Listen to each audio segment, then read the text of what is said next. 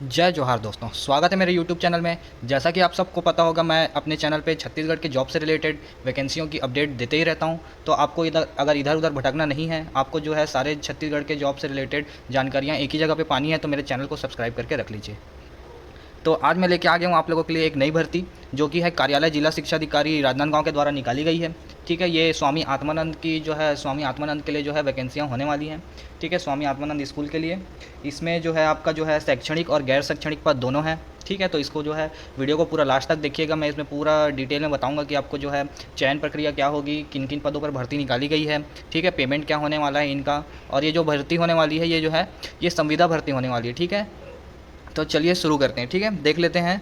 जैसे कि आप सब पढ़ सकते हैं, राजनांदगांव जिले में संचालित 4 नवीन एवं 5 पूर्व से संचालित स्वामी आत्मानंद शासकीय उत्कृष्ट अंग्रेजी माध्यम विद्यालयों में विभिन्न शैक्षणिक व गैर शैक्षणिक के बैकलॉग के रिक्त पदों पर संविदा नियुक्ति हेतु छत्तीसगढ़ के मूल निवासी योग्यताधारी आवेदकों से आवेदन पत्र आमंत्रित किए जाते हैं। ठीक है, ये चालू क्या बोलते हैं, ये चालू हो चुका है फॉर्म भरना। ये इसका जो डेट था वो है 21/8/2023 से इसका फॉर्म भरना चालू हो चुका है, और इसका जो लास्ट डेट होने वाला है वो होने वाला है 5 सितंबर 2023 तक। ठीक है, आपको जो है स्पीड पोस्ट या रजिस्टर्ड डाक के माध्यम से जो है आपका जो है फॉर्म अप्लाई करना होगा। ठीक है, और इस मतलब कि फॉर्म अप्लाई करने के लिए आपका जो है कोई भी फ़ीस नहीं लेने वाला है।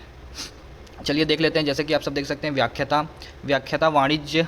ठीक है, विषय जो है वाणिज्य है, माध्यम जो है वो आपका अंग्रेजी होना चाहिए। इसमें जो है न्यूनतम जो क्वालिफिकेशन देखा जाता है वो होता है कि आप जो है टोटल इंग्लिश मीडियम से पढ़े हुए होने चाहिए। मतलब कि आपका जो है 6वीं क्लास से लेके आपका जो पोस्ट ग्रेजुएशन या जहाँ तक की भी आपका जो है मतलब क्वालिफिकेशन मांग रहा है इस वैकेंसी में। ठीक है, शैक्षणिक पदों की बात कर रहा हूँ मैं। ठीक है, शैक्षणिक पदों में आपका 6वीं से लेके पूरा लास्ट तक, यानी कि जहाँ तक आप जो है जिस पद के लिए अप्लाई कर रहे हैं उसके लिए जो भी क्वालिफिकेशन मांगा गया है वहाँ तक आप जहाँ तक भी पढ़े हुए हैं सब आप जो है इंग्लिश मीडियम से ही पढ़े हुए होने चाहिए। ठीक है, ये आपका पहला मतलब कि पहला जो है पॉइंट हो जाता है। उसके बाद देख लेते हैं, तो विषय जो है वाणिज्य है, व्याख्याता के लिए माध्यम अंग्रेजी होने वाला है। टोटल 1 पोस्ट है। इसका जो पेमेंट होने वाला है 38,100 होने वाला है, और इसमें जो न्यूनतम शैक्षणिक योग्यता जो रखी गई है वो है आपका जो है पोस्ट ग्रेजुएशन होना चाहिए, जिसको हम स्नातकोत्तर बोलते हैं। ठीक है, और साथ में बीएड का जो है आपका जो है बीएड होना चाहिए। ठीक है, 2 वर्षीय जो बीएड या बीएलएड जिसको हम लोग जानते हैं। ठीक है, उसके बाद आ जाते हैं शिक्षक पे। तो शिक्षक के जो हैं, शिक्षक के तीन पद अलग अलग निकाले गए हैं। तो शिक्षक का देख लीजिए, सबसे ज़्यादा पद शिक्षक का है यहाँ पे सामाजिक विज्ञान का। ठीक है, सामाजिक विज्ञान के जो शिक्षक है यानी कि जो बीए प्लस बीएड किए हुए हैं, है ना। ठीक है, इसमें जो न्यूनतम शैक्षणिक योग्यता जो रखा गया है वो है आपका ग्रेजुएशन, मतलब कि रिलेवेंट सब्जेक्ट होना चाहिए। मतलब आपका जो ग्रेजुएशन जो किए हो, स्नातक जो किए हो, उसमें जो है सामाजिक विज्ञान होना चाहिए। ठीक है, और आपका जो माध्यम होना चाहिए था वो अंग्रेजी होना चाहिए। और इसमें जो है 5 पद रखे गए हैं, और वो 5 के 5 पद जो है वो अनारक्षित के लिए है। ठीक है, इसमें जो आपका पेमेंट बनने वाला है 35,400 होने वाला है, और आपका जो है स्नातक में जो है आपका 50% जो है मिनिमम होना चाहिए, और साथ ही में टीईटी का जो है परीक्षा उत्तीर्ण होना चाहिए। ठीक है, सीजीटीईटी जो है आपका उत्तीर्ण होना चाहिए, जो कि मिडिल स्कूल के लिए जो पूर्व माध्यमिक जो टीईटी परीक्षा होती है वो उत्तीर्ण होने चाहिए आप। ठीक है, उसके बाद दूसरा देख लेते हैं। तो शिक्षक अंग्रेजी है, इंग्लिश टीचर के लिए तो आपका जो है स्नातक में जो है इंग्लिश लिटरेचर होना ही चाहिए, तब जाके आप इस मतलब कि इस पोस्ट के लिए एलिजिबल होंगे। ठीक है, बाकी तो सेम रहेगा सामाजिक विज्ञान के जैसा। और दूसरा है तीसरा है गणित। ठीक है, इसमें जो है आपका जो है बीएससी होता है गणित में। ठीक है, तो वो होना चाहिए आपका स्नातक में। ठीक है, गणित जो है आप लिए होने चाहिए स्नातक में, तो वो उसमें आप एलिजिबल हो जाएंगे।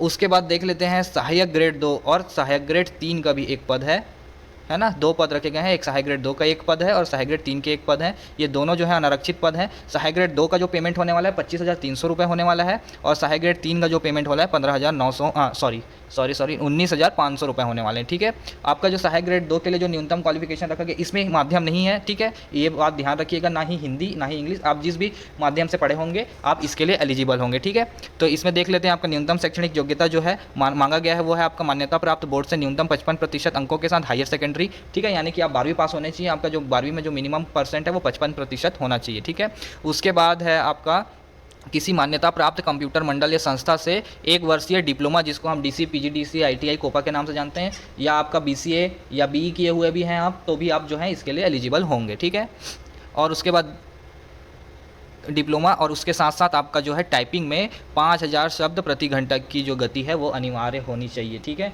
इसके लिए जो है गति के संबंध में कौशल परीक्षा अवश्य से इसका जो है ली जाएगी।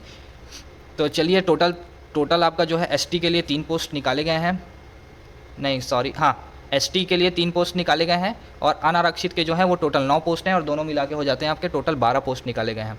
इसके बाद हम देख लेते हैं अन्य शर्तें जो रखी गई हैं। आपको जो है वेतनमान में कोई भी फ़र्क नहीं रहेगा। आपका जो है इधर मैं आपका जो वेतनमान बताया हूँ सिर्फ और सिर्फ उतना ही मिलेगा, उसके अलावा और कोई भी आपको जो है भत्ता या कुछ नहीं मिलने वाला है। आपको जो है फॉर्म के साथ 10वीं 12वीं स्नातक स्नातकोत्तर डीएलएड बीएलए डीएड मतलब डीएलएड बीएड या डीएड टीटी मूल निवासी प्रमाण पत्र, जाति प्रमाण पत्र, रोजगार कार्यालय का जीवित पंजीयन प्रमाण पत्र, ये सारी चीज़ें आपको जो है अटैच करनी होंगी। और एक चीज़ मैं आपको बताना भूल गया, यहाँ पे जो शिक्षक है, ठीक है, शिक्षक के लिए भी आप ध्यान दीजिए, इसमें जो है आपका बीएड ही मांगा गया है। इसमें जो है डीएलएड वाले जो हैं वो मतलब कि अप्लाई नहीं कर सकते हैं, ठीक है। अब इसमें ऐसा लिखा हुआ है, अब अप्लाई कर सकते हैं या नहीं कर सकते हैं। अगर आप डीएलएड किए हुए हैं और आपका स्नातक हो चुका है तो आप एक बार कोशिश कर लीजिएगा, क्या है पात्र सूची में आपको पता चल जाएगा कि आप जो है एलिजिबल रहेंगे या नहीं। लेकिन इसमें लिखा नहीं हुआ है कि आपका जो है डीएलएड जो है हुआ होना चाहिए, क्योंकि इसमें सिर्फ और सिर्फ बीएड ही लिखा हुआ है। तो मुझे ऐसा लगता है कि इसमें जो है डीएलएड वाले लोग को अब मतलब कि जो है पात्रता नहीं दी जा रही है।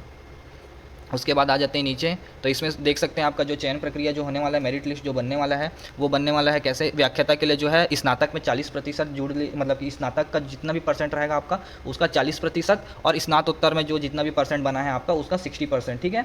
तो ये दोनों को मिला के एक मेरिट लिस्ट बनाई जाएगी, उस हिसाब से जो है इंटरव्यू के लिए बुलाया जाएगा। फिर शिक्षक का देख लीजिए, तो शिक्षक में 12वीं और स्नातक लिया गया है, और सहायक ग्रेड 2 और 3 में 10वीं और 12वीं लिया गया है, ठीक है।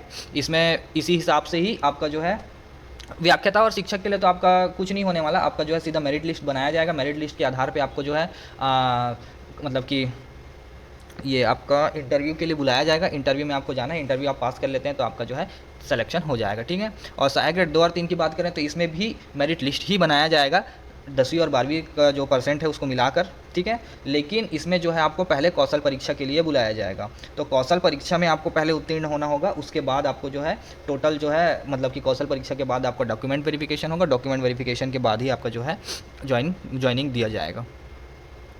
तो चलिए देख लेते हैं। तो इस जितने भी पद हैं आपको जो है 3 माह पूर्व सूचना देना होगा, ठीक है। अगर आप 3 माह पूर्व सूचना नहीं देते हैं तो आपको जो है 3 महीने का जो है, अगर आप जॉब से छोड़ रहे हैं, मतलब आप जॉब छोड़ना चाहते हैं या दूसरे जॉब में जाना चाहते हैं, मतलब जो भी रीज़न हो, अगर आप उस पद को छोड़ना चाहते हैं, उस मतलब कि जाना चाहते हैं वहाँ से, तो आपको जो है 3 महीना पूर्व जो है सूचना देना होगा। या तो फिर आपको जो है सीधी सीधी बात है ये कि आपको 3 महीना पूर्व सूचना दो, या तो फिर आपको जो है अगर आप एकदम लास्ट में सूचना देते हैं तो आपको जो है 3 महीने का सैलरी जो है आपको जमा करवाना पड़ जाएगा।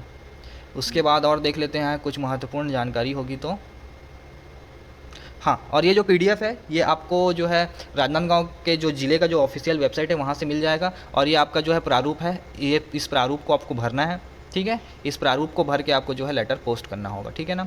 और कोई भी छत्तीसगढ़ के जॉब से रिलेटेड, इसी जॉब से रिलेटेड हो या किसी और जॉब से रिलेटेड हो, कोई भी किसी भी जॉब से रिलेटेड अगर आपको कोई भी डाउट है तो आप मेरे मतलब मुझे कमेंट कर दीजिएगा। मैं हो सकेगा तो अगर मैं सॉल्यूशन दे पाऊँगा तो बिल्कुल से मैं आपको जो है आपका प्रॉब्लम सॉल्व करने का कोशिश करूँगा। और आप मेरे इंस्टाग्राम चैनल से भी जुड़ सकते हैं, जो 1-2 वैकेंसियाँ आती हैं छोटी मोटी आती हैं, तो उसका क्या है मैं वीडियो नहीं बना पाता हूँ, तो वो क्या है मैं मतलब कि अपने इंस्टाग्राम में जो है अपडेट कर देता हूँ, ठीक है दोस्तों। मिलते हैं अगले वीडियो में, धन्यवाद।